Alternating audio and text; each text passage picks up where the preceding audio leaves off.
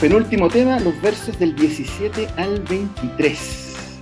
Versos 17 al 23. Y como ya estamos llegando al final,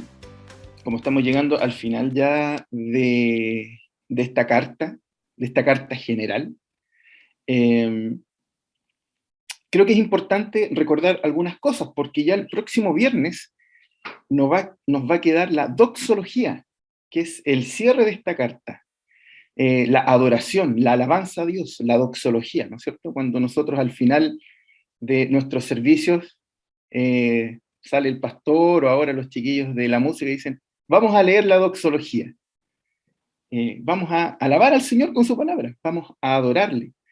Y Judas también cierra con una doxología que vamos a estudiar el próximo viernes. Pero quiero hacer un repaso porque es importante recordar, ¿no es cierto?, e ir uniendo cosas que son importantes dentro de esta epístola. Una de las cosas que a mí me gustaría recordar, ¿no es cierto?, si a lo mejor hay alguien que no ha estado presente en todos los temas de la serie, que cuando hablamos de Judas, que es el autor de esta carta, nos referimos no a Judas Iscariote, el apóstol, no es ese Judas, estamos hablando de Judas, el medio hermano de Jesús y hermano de Jacobo, que también tiene una epístola general, ¿no es cierto?, que no va dirigido a nadie puntual, sino que va dirigido a la iglesia en general, por eso se llaman cartas generales. Este Judas es medio hermano de Jesús.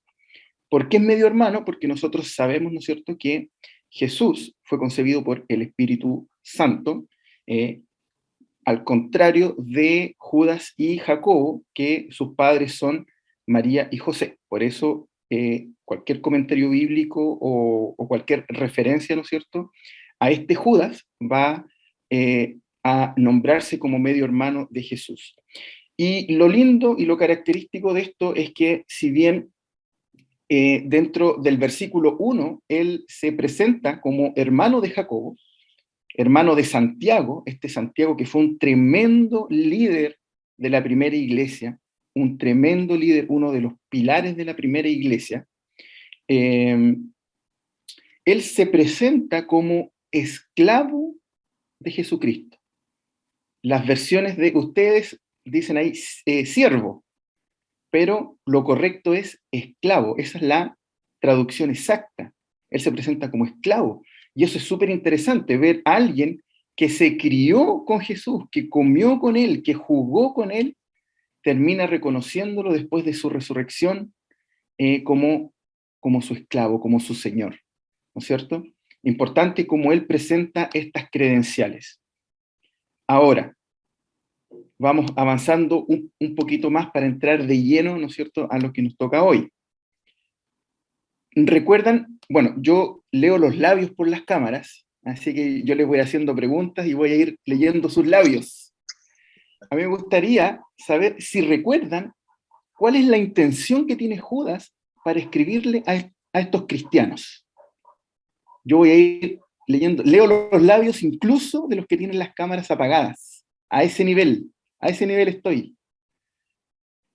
¿Recuerdan cuál era la intención de Judas para escribirle? Les voy a dar un tips. Verso 3. Ahí busquen ahí, verso 3, y ahí van a encontrar el mensaje central, la idea central de esta carta. Lo que Judas dice, ¿no es cierto?, o cuál es la intención, que yo ahí les pego un spoiler de cuál es su motivación para escribirle a estos cristianos. Él parte diciendo que, ¿saben qué? Yo tenía toda la intención de escribirles acerca de la salvación, pero hay un tema que es mucho más importante en este minuto y que tiene que ver con que ustedes defiendan ardientemente la fe. Que en otras palabras es que ustedes defiendan la verdad, que defiendan el evangelio. ¿Por qué Judas hace esto? Porque han entrado en la iglesia los falsos maestros. han entrado en la iglesia los falsos maestros. ¿Qué estaban enseñando estos falsos maestros? Estaban enseñando que la gracia de Cristo es tan grande que yo puedo llevar una vida inmoral sin que afecte mi salvación o sin que afecte la forma en que yo vivo el Evangelio. Y eso es un tremendo, tremendo, tremendo error. Porque el Señor, cuando llega a nuestras vidas, cuando Él llega a nuestro corazón, todo creyente, la forma en que responde a esa salvación es en obediencia. Todo creyente responde en obediencia a la gracia salvadora de Jesucristo y se esfuerza diligentemente por llevar una vida que le agrade a Dios, ¿no es cierto?, bajo los parámetros que el Señor ha dejado en su palabra. Pero estas personas se metían en la iglesia diciendo que podían llevar una vida inmoral. Habrá varios temas que nosotros pudimos conversar ahí también acerca de cómo nosotros también debemos velar por nuestra santidad. ¿No es cierto? Estas personas decían que ustedes podían llevar una vida licenciosa dentro de la iglesia y daba exactamente lo mismo. Y eso aplicado en nuestras vidas es tremendo, es tremendo.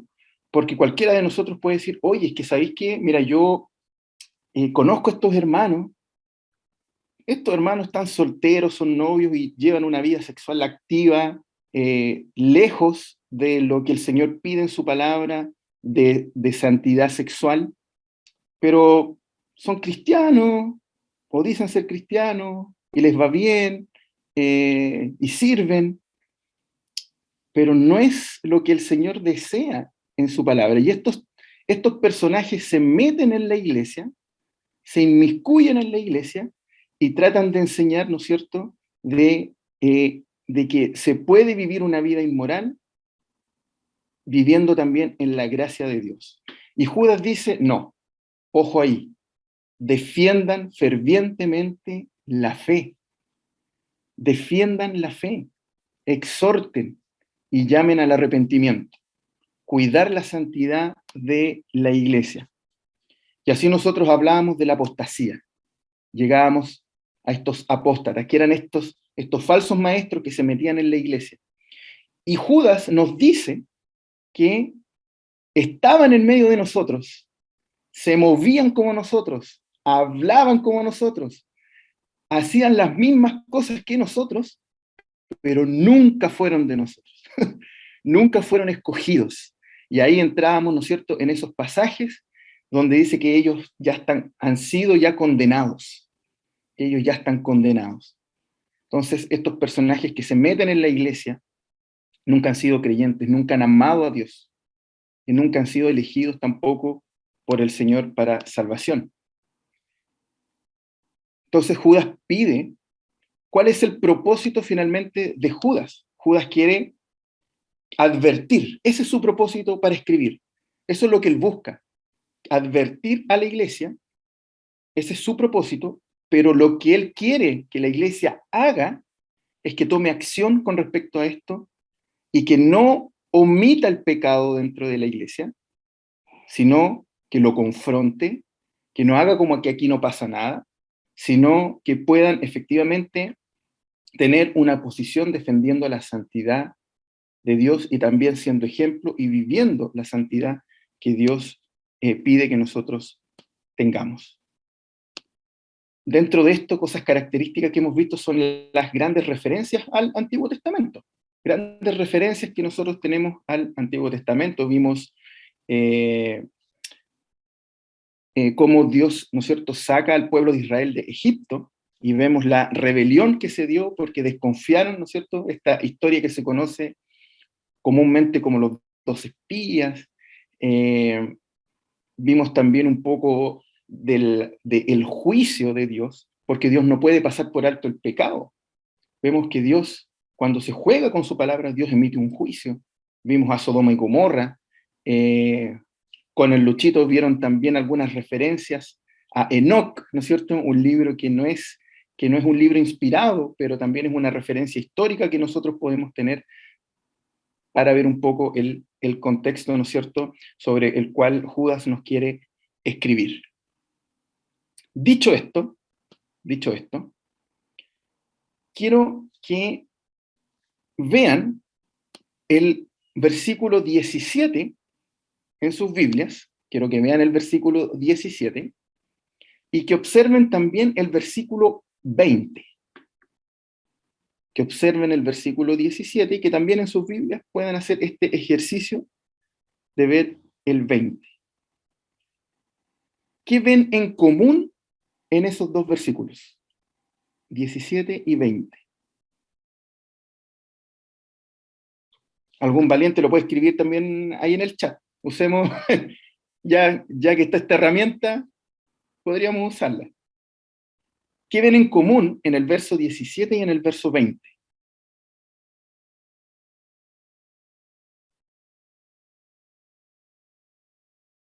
Amados, dice la PRI.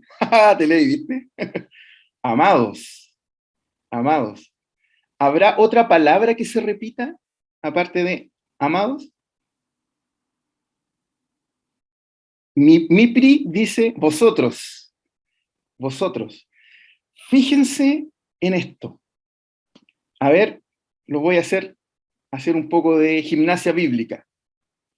Observen el verso 14, 16 y 19. ¿Qué tienen en común o qué palabra hay en común?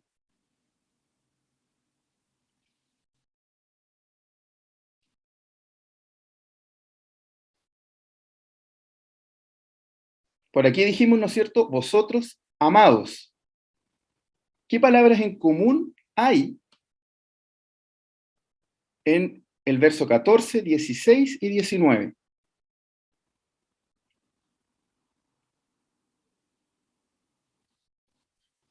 No estoy leyendo labios, no estoy leyendo la. Ah, ya, ahí está. Muy bien, Ra. Estos. Durante todos los versos anteriores, era medio despectivo Judas.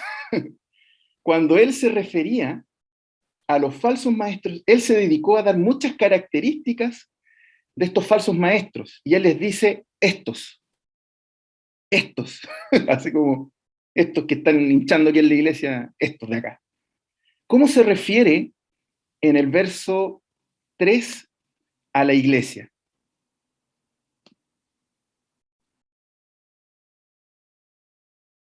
Amados, amados. Cuando habla de la iglesia, entonces le dice, es bien tierno Judas, pero se pone rudo con los falsos maestros. A la iglesia, cuando se dirige a la iglesia, le dice, amados. Verso 17 y 20 le dice, vosotros, amados. En los otros versos, falsos maestros, dice, estos que están acá. Fíjense cómo hay un giro desde el verso 17, Judas cambia la temática en cierta manera, porque todos los otros versos se trataban de dar características para darle herramientas a la iglesia para que puedan identificar a estos falsos maestros. ¿No es cierto? Vimos un montón de esas características y ahora también Judas lo que está diciendo, o lo que va a empezar a decir en estos versos es, estos son así, mas ustedes tienen que ser de esta manera. Empieza a haber un contraste. Él empieza a dar contrastes que tienen que tener aquellos que no aman al Señor y que viven vidas licenciosas y que están constantemente también pensando en cosas que no agradan a Dios, versus cómo debe vivir y debe pensar un hijo de Dios. Estos y vosotros, amados. Entonces, en los versos que vamos a leer, Judas se empieza a referir a la iglesia, a sus amados. Y hay algo que la Biblia hace constantemente, es que la Biblia, las escrituras no separan la teoría de la práctica. Nosotros no sacamos nada con estudiar, con aprender, si nuestras vidas van a decir otra cosa. La, el conocimiento bíblico y la práctica de lo que Dios desea para nuestras vidas son dos cosas que van de la mano. En el Antiguo Testamento, los judíos, el pueblo de Israel, no les cabía en la cabeza, aquellos que amaban al Señor, que uno aprendiera sin llevar eso que aprende a la práctica. Ambas cosas van de la mano. Pablo en sus cartas usa mucho esta estrategia o este juego, donde en sus cartas por una parte empieza a hablar sobre el conocimiento de Dios y lo que nosotros tenemos que saber, y después pega un giro y dice, esto se practica, esto se hace así en estas cosas, conocimiento y práctica. Y en el verso 17, Judas nos empieza a hablar acerca de este conocimiento. Y dice, pero vosotros, amados, ¿qué es lo primero que está diciendo? Es tened memoria. Conocimiento, al tiro. Tened memoria de las palabras que fueron dichas por los apóstoles de nuestro Señor Jesucristo. Y fíjense que este primer punto nos habla de cómo la Biblia nos advierte sobre estas personas. Cómo la Biblia nos dice constantemente sobre personas que quieren dañar la iglesia, pero no solamente eso, sino también de personas, de cómo nosotros, como iglesia, debemos vivir. Hagan memoria, chiquillos, recuerden las palabras que transmitieron los apóstoles, que son las enseñanzas de nuestro Señor Jesucristo. Recuerden todo lo que han estudiado, recuerden el PCM, recuerden las series de jóvenes adultos, recuerden Moclam, las precas del domingo, sus devocionales personales, recuerden. Y él les dice, chiquillos, esto los apóstoles se lo anunciaron, se los dijeron, estas palabras ya les fueron dichas, tienen que recordar lo que han aprendido, no pueden olvidarlo, tienen que traerlo a memoria. Y este es el primer punto, el aprendizaje, el contenido. Y yo quisiera también, obviamente no es para que me respondan acá, es para que lo reflexionen, pero ¿cómo nosotros vamos a saber cuál es el deseo de Dios para nuestras vidas si no le conocemos? Es imposible, es imposible. El día de ayer nos tocó iniciar un curso y estuvimos analizando 2 de Timoteo, capítulo 3, versículos 16 y 17. Toda la escritura es inspirada por Dios y útil para, ¿no es cierto?, enseñar, corregir, redaguir, y en fin, ¿no es cierto? Tiene utilidades, pero también tiene un fin, para que el hombre de Dios sea perfecto. Entonces, ¿cómo nosotros vamos a correr esta carrera, como la metáfora que usa Pablo en varias de sus cartas? ¿Cómo nosotros vamos a ir por esta vida, a correr esta carrera, si no estamos realmente equipados, si no estamos capacitados para poder enfrentarla? La manera de enfrentar y de correr la carrera en esta vida es poder estar de la mano de Dios. Y eso se logra a través de conocer lo que Dios quiere para nuestra vida. Por eso que Judas da por hecho y dice, ¿saben qué? Ustedes saben esto. Dice, tengan memoria, hagan memoria. No les voy a decir algo que ustedes no sepan.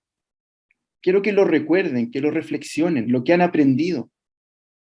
En el contexto, por supuesto, de estos falsos maestros. Hagan memoria. Y luego empieza a especificar de qué tiene que hacer memoria. Y dice, estas son las advertencias. Verso 18 dice, los que os decían, en el postrer tiempo habrá burladores. En el postrer tiempo habrán burladores. Fíjense que esto ya fue advertido. Judas dice, ¿saben qué? Estos falsos maestros ya están en la iglesia. ya están aquí, ya están acá. Cuando Judas se refiere a los tiempos postreros o a los días postreros, son aquellos tiempos en los cuales nosotros incluso vivimos hoy, desde que el Señor Jesucristo asciende hasta su regreso. Esos son los días postreros, los últimos días. Estamos en los días postreros. Y lo que está diciendo que desde que Jesús ascendió al cielo hasta su regreso, van a ver estos burladores, estas personas que van a buscar, van a querer meterse en la iglesia, distorsionar la doctrina, cambiar la doctrina en su favor, en los tiempos postreros, en los tiempos finales. Yo creo que no hay que buscar mucho como para darnos cuenta que efectivamente hay falsos maestros hoy en día, no solamente que se hagan llamar cristianos, sino en distintos tipos de pseudo iglesias, donde nosotros vemos personas que han distorsionado el evangelio para sacar provechos personales de muchas situaciones. Y Judas dice, esto les fue advertido, que estos burladores iban a entrar en la congregación. Y yo les invito a que busquen conmigo en Segunda de Pedro, capítulo 2, versículos del 1 al 3. Segunda de Pedro, capítulo 2, versículos del 1 al 3. Yo les mencioné en el primer tema de esta miniserie de Judas, que si ustedes entraban en este estudio, sí o sí tenían que leer Segunda de Pedro. Sí o sí. Son dos libros, dos cartas que van de la mano. Son casi calcadas en algunas cosas. Segunda de Pedro se escribió primero que Judas. Segunda de Pedro se escribió antes que Judas. Y fíjense en los tiempos de cómo habla Pedro en estos versículos. Fíjense en los tiempos. Dice, pero hubo también falsos profetas entre el pueblo. Está hablando del pueblo de Israel. O sea, que en el Antiguo Testamento también hubo hombres que intentaron hablar de parte de Dios, pero que su mensaje no venía de parte de Dios. Y aquí dice, como habrá futuro entre vosotros falsos maestros. El apóstol Pedro advirtiendo a la iglesia de algo que iba a ocurrir. Como habrá entre vosotros falsos maestros que introducirán encubiertamente, o sea, van a tratar de meter enseñanzas que pasen piola, herejías destructoras, y aún negarán al Señor que los rescató, atrayendo sobre sí mismos destrucción repentina. Y muchos seguirán sus disoluciones, por causa de los cuales el camino de la verdad será blasfemado. Y por avaricia harán mercadería de vosotros con palabras fingidas. Sobre tales ya de largo tiempo la condenación no se tarda, y su perdición no se duerme. Pedro advirtiendo que estos falsos maestros se iban a meter. ¿Y qué dice Judas? Dice, chiquillos, aquellos que los apóstoles le advirtieron, lamentablemente ya están dentro de la iglesia. Ya están adentro de la congregación. Por eso les dice, recuerden las palabras de los apóstoles. Pero no les dice que recuerden simplemente las palabras de los apóstoles porque sí, porque son las palabras de Jesucristo. Jesucristo les enseñó a sus discípulos. Él tuvo más de 70 discípulos y tuvo 12 apóstoles, a los cuales él envió para que predicaran y enseñaran y fueran el pilar de la primera iglesia. Llevaron la enseñanza de Cristo. Y él les dice, chiquillos, estos falsos maestros ya están acá, ya están adentro. Yo lo que les pido ahora, ya que no se pudo evitar que entraran, ya que parece que no se pudo evitar, Lo que yo les pido ahora es que ustedes defiendan la verdad, cuiden la iglesia dentro de la congregación. No sean tan crédulos, examinen todo. Nuestra iglesia, los pastores cuando suben a predicar, lo han dicho en más de una oportunidad, examinen todo lo que se dice desde el púlpito. O sea, lo que yo investiguen y estudien lo que yo estoy diciendo. Y si estoy diciendo algo que no corresponde, me tienen que corregir. Tienen que defender la verdad, tienen que defender la palabra de Dios. Eso es lo que Judas está animando a la iglesia, en que implícitamente también a que tengamos cuidado de nuestra santidad, a que nosotros velemos por la congregación, pero también que seamos prudentes de este conocimiento que nos ha sido entregado, porque nosotros debemos velar por la iglesia, debemos cuidar por la iglesia. Los apóstoles advirtieron de esto, y nuestro deber es ahora ser súper cuidadosos y súper diligentes con la palabra del Señor. Y ahora lo que va a hacer el apóstol, Judas, no el apóstol Pedro, lo que va a hacer Judas es dar algunas características sumadas a las que ya ha dado, ¿no es cierto?, en el resto del texto. Porque dice que estos burladores, de los cuales Pedro advirtió y de los cuales Judas ahora está diciendo que ya están en la iglesia, dice, andarán según qué. ¿Cómo andarán estos falsos maestros, estos burladores? Andarán según sus malvados deseos, no buscando lo que la Biblia nos dice que nosotros hagamos, el bien del otro, la edificación del otro, que es parte del propósito también de estudiar las Escrituras. Lo que ellos andan en busca de ganancias personales, que son malévolas, que son malas, buscan sacar provecho, no están ni ahí con el Señor, tienen otros intereses, tienen otros intereses. Fíjense lo que dice el verso 19. Estos son los que, verso 19, estos son los que cosa, los que causan ¿qué? Divisiones. Estos, no vosotros, sino estos, son los que causan divisiones. A mí me da risa lo que viene después, porque no sé por qué me da risa. Los sensuales, les dice, los sensuales.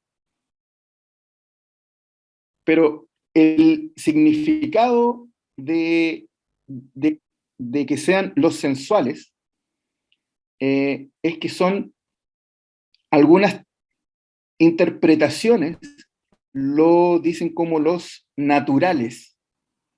En otras palabras, o quizás con un lenguaje un poco más común, los poco espirituales o los no espirituales.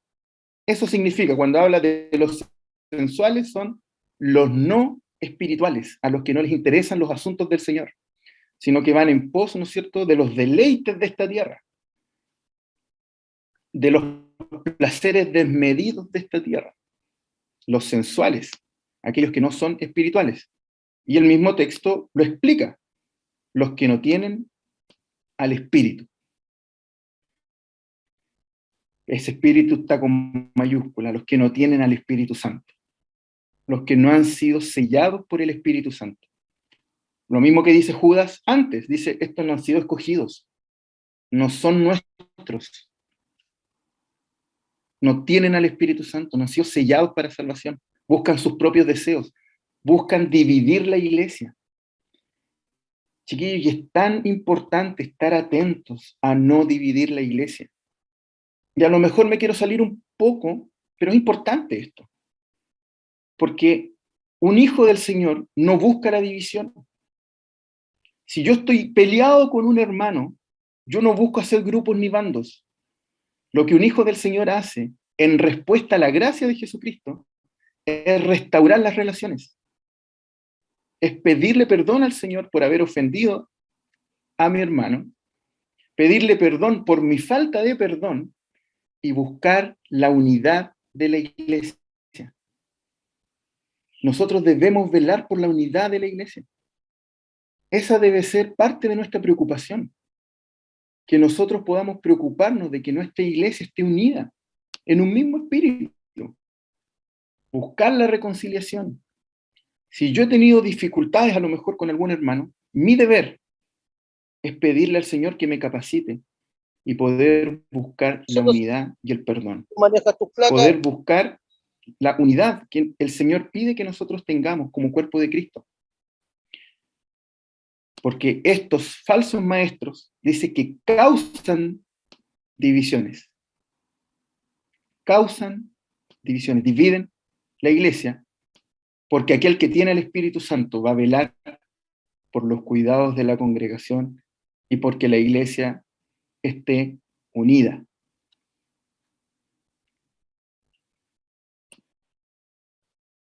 Busquemos en 2 de Corintios, capítulo 2, verso 14.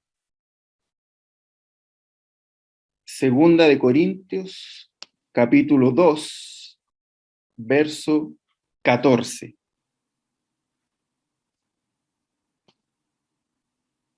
Dice así, 2 de Corintios, capítulo 2, verso 14. ¿No es cierto? Cuando habla de estos sensuales, de estos hombres que no son espirituales. Pero el hombre natural, ¿no es cierto? Yo les daba esa descripción. El hombre natural no percibe las cosas que son del espíritu. Aquellos que andan en sus propios deseos. No perciben, no están atentos a las cosas espirituales. No les interesan. No perciben las cosas que son del Espíritu de Dios, porque para él son locura. Las encuentra irracionales. Fíjense cómo estas personas están dentro de la iglesia, son personas que no les interesan las cosas espirituales, porque están en otra. Son tonteras para ellos, son locuras, y no las pueden entender, porque se han de discernir espiritualmente. Y fíjense que este discernimiento no es algo místico así como así. A veces uno puede decir, oh, no, esto fue un discernimiento que tuve. Cuando se habla de discernimiento, nosotros tenemos que entender y recordar también que aquel que nos ilumina la palabra de Dios es el Espíritu Santo. Ustedes no necesitan nada más que una Biblia y al Espíritu Santo y mucha perseverancia para comprender las Escrituras. Si no fuera así, volveríamos, ¿no es cierto?, a la Edad Media y tendríamos que esperar a otro Lutero, porque en la Edad Media lo que se decía era solamente los sacerdotes podían interpretar las Escrituras. Y nosotros no creemos eso. Nosotros creemos que el Señor nos ha dado esta revelación y que solamente su palabra y el Espíritu Santo nos sirven para poder comprenderla. Y que ha dispuesto también de la Iglesia para que en conjunto podamos llegar a una comprensión mucho más completa y mucho más profunda acerca de las Escrituras. Entonces, las cosas que se disciernen espiritualmente no están separadas de lo que dice el Señor en su palabra. ¿Por qué? Porque como ellos no tienen al Espíritu Santo, no disciernen y no entienden las cosas que el Señor escribió en la Biblia. No las comprenden, no las logran discernir, las encuentran que son tonteras, que son locuras. En cambio, aquellos que hemos sido sellados por el Espíritu Santo, sabemos que es la revelación que Dios ha puesto en nuestras vidas y que es palabra de Dios para nosotros. Podemos discernir. Y una vez que el Espíritu Santo nos ha iluminado con la palabra de Dios, nosotros podemos tener otra visión del mundo y podemos discernir aquello que es bueno y aquello que es malo. Estas personas no pueden, porque no les ha sido revelado el Evangelio. Nosotros podemos discernir, nosotros tenemos discernimiento espiritual porque el Espíritu Santo nos ha dado un entendimiento de las Escrituras y podemos aplicarla a nuestras vidas, podemos aconsejar a través de la palabra del Señor. El Espíritu Santo nos ha dado el entendimiento y la capacidad de poder estudiar la Biblia y poder comprender el mensaje de Dios. Estos hombres no. Estos hombres no. Y luego nos vamos al verso 20. Al verso 20. Donde dice, otra vez, pero vosotros, ¿quiénes eran? La iglesia. Vosotros, amados. ¿Y por qué nosotros podemos saber que aquí Judas está hablando acerca de la práctica? ¿Cuál será la palabra clave en este verso?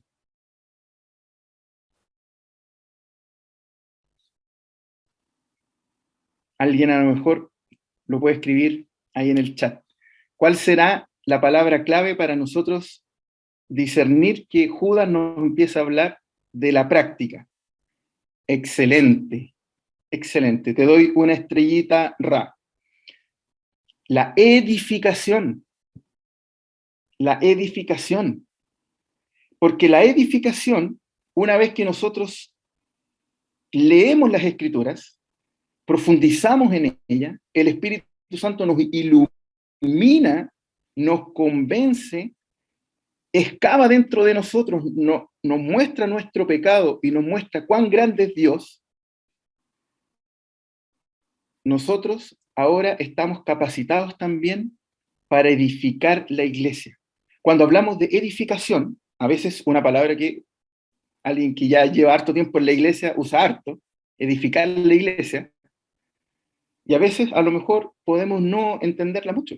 Pero cuando nosotros hablamos de edificar la iglesia, es llevar a que la iglesia pueda ser una iglesia madura, que la iglesia pueda parecerse cada día más al carácter de Cristo. Entonces, cuando yo digo que yo voy a edificar la iglesia, es porque yo voy a contribuir, no contribuir, voy a contribuir con los dones que el Espíritu Santo me ha dado para que nosotros en conjunto, como pueblo, como iglesia, podamos edificarnos y alcanzar la madurez y el carácter y parecernos cada día más al carácter de Cristo. Y la edificación de la iglesia no es teoría, eso ya está, eso es el complemento de esto.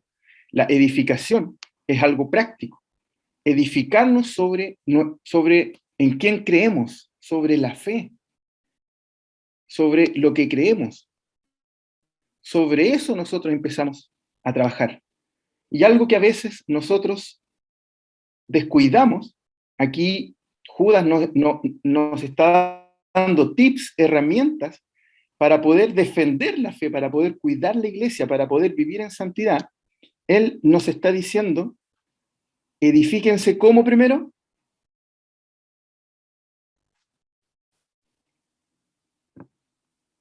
¿Cuál es el primer punto para edificarnos?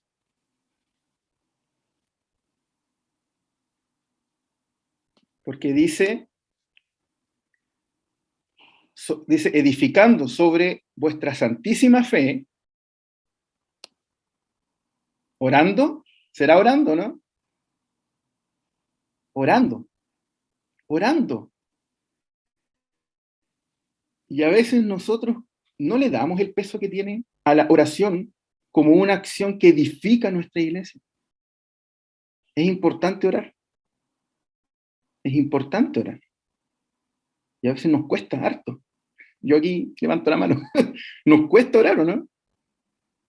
Pero nos dice que parte de los cuidados que la iglesia necesita tiene que ver con que los miembros de la iglesia oren por la iglesia.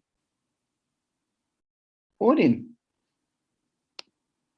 Dice, orando en el Espíritu Santo, pidiéndole a Dios, Dios Espíritu Santo, bendigo mi iglesia, Señor, ayúdame, muestra mi pecado, perdóname, te pido por los pastores, por los líderes, por mis hermanos del grupo de jóvenes, orar para edificar la iglesia.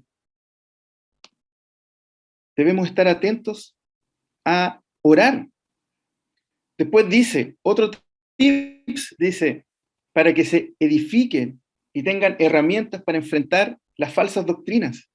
Consérvense en el amor de Dios, conservaos en el amor de Dios. ¿Y cómo se hace esto? ¿Cómo me conservo? ¿Cómo me mantengo en el amor de Dios? Esperando la misericordia de nuestro Señor Jesucristo para la vida eterna. ¿Cómo nos mantenemos? ¿Cómo nos mantenemos? ¿Cómo nos conservamos en el amor de Dios? Con la esperanza puesta en el retorno de Jesucristo y todo lo que eso implica, porque esperar el retorno de Jesucristo implica predicar su palabra, estar constantemente en comunión con mis hermanos, bendiciendo, dando, predicando el evangelio a aquel que no lo ha oído, a mi familia, a mis compañeros de trabajo. Mantenernos en el amor significa que esa esperanza ayude también a la edificación de la iglesia. Esa esperanza a nosotros nos ayuda a mantenernos en el amor de Dios, la esperanza de nuestro Señor Jesucristo para vida eterna. Y luego Judas se pone mucho más práctico todavía, porque cuando pone estas bases, él dice, y a los que dudan, ¿qué dice? Persuádanlo.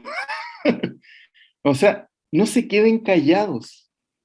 Si, chiquillos, si ustedes están viendo que algún hermano de la congregación a lo mejor no está llevando una vida conforme a lo que el Señor busca, nosotros debemos exhortarle, debemos convencerlo, debemos persuadirles. Ese convencimiento no es el convencimiento que da Dios, sino que nosotros debemos esforzarnos por argumentar bíblicamente para llamarlos al arrepentimiento, para persuadirlos con argumentos que podamos convencer a estos hermanos, algunos quizás más nuevitos en la fe, de que deben vivir vidas que le agraden a Dios.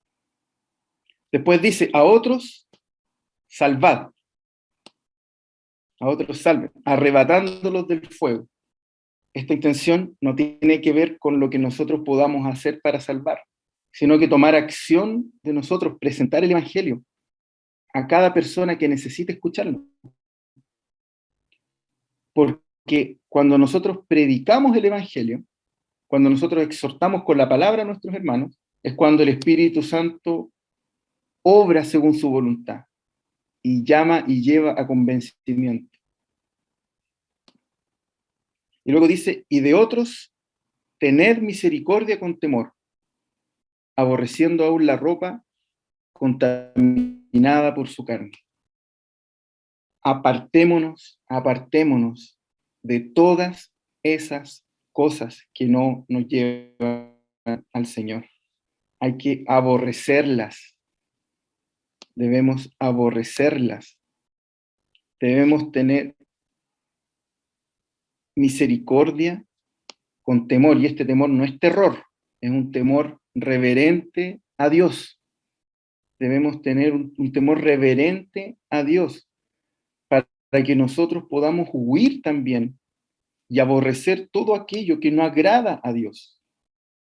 Un temor reverente a Él, es decir, Dios es santo y quiere santidad en todo lo que hago, en mis relaciones, en mis acciones, en mis palabras, en todo, absolutamente en todo.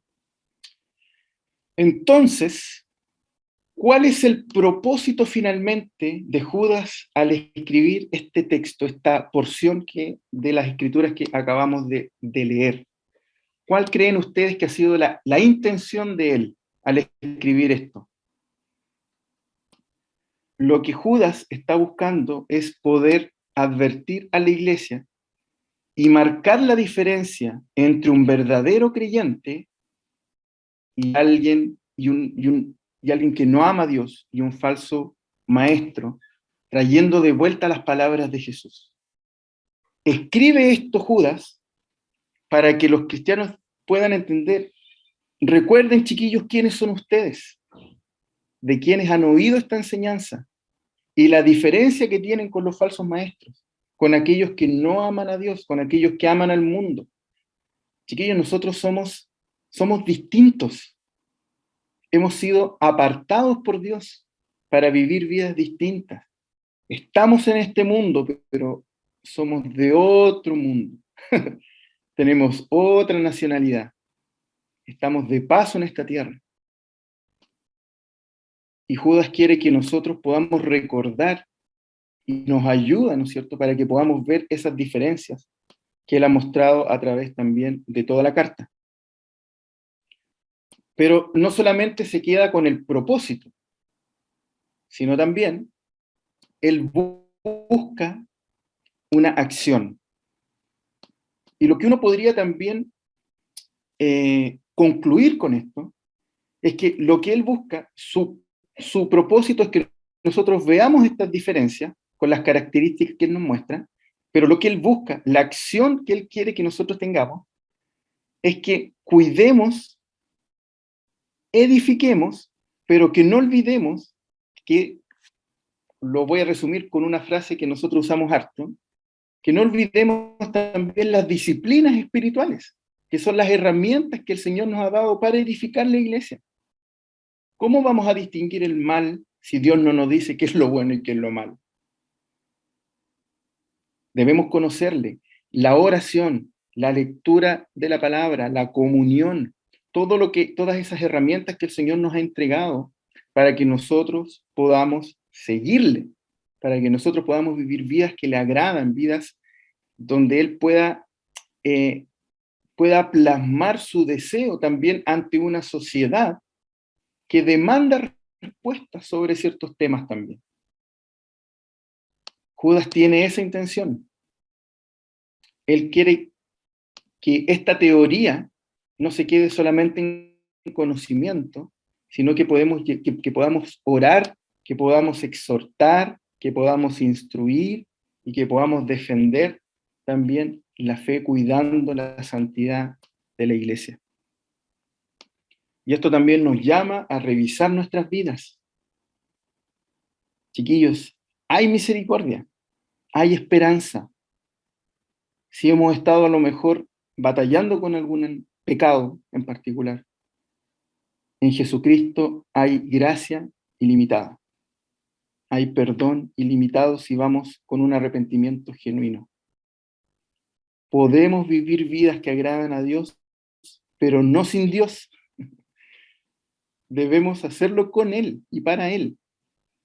Por eso el llamado es a que nosotros vivamos en santidad, que nosotros podamos vivir como de alguna manera Judas también lo muestra en esta carta, donde él le dice, miren cómo viven estos quieren división, quieren placeres personales, mas vosotros, amados, vivan así. No olviden las enseñanzas de Jesucristo. No olviden orar por sus hermanos, edificarse mutuamente. Eso es lo que quiere Judas que nosotros también hagamos. Esa es la intención del autor, que nosotros podamos ir a Cristo, que podamos ir en arrepentimiento, que podamos pedir perdón y que podamos disponernos, estar dispuestos y disponibles también a edificar la iglesia y a vivir en santidad. Vamos a orar, chiquillos, y vamos a dar gracias al Señor por este tiempo. Señor, te damos gracias por tu palabra, te damos gracias, Señor, por lo que tú nos has mostrado hoy día. Señor, tú nos has dado tantas advertencias en tu palabra, Señor. No solo de los cuidados que hay que tener con aquellos que buscan dañar la iglesia, sino también con los cuidados que tenemos que tener nosotros sobre nuestras vidas. De responder a esa gracia no con libertinaje, sino viviendo vidas que te agraden. Responder a esta salvación en obediencia. Porque cuando decimos que te adoramos, la adoración está enmarcada en la obediencia a ti. Te damos gracias, Señor, porque tú nos cuidas, porque tú nos ayudas. Señor, que todo lo que nosotros aprendemos no quede solo como una teoría, sino que también podamos llevarlo a la práctica y que podamos edificar nuestra iglesia, que podamos, Señor, que dejemos de ser egocéntricos, de velar por nosotros, sino que también podamos mirar a nuestro prójimo, que nuestra iglesia necesita también cuidados en oración, en comunión, en cariño. Hay tanta necesidad hoy en día, Señor. Ayúdanos, Señor, a poder vivir fieles bajo tus deseos, bajo tus principios. Porque tus deseos, Señor, son mejores que los nuestros y tú eres más sabio y más inteligente que nosotros. Te damos gracias, Señor, por llevarnos siempre al arrepentimiento. Bendecimos tu nombre, Señor, y te entregamos todo en el nombre de Jesús. Amén.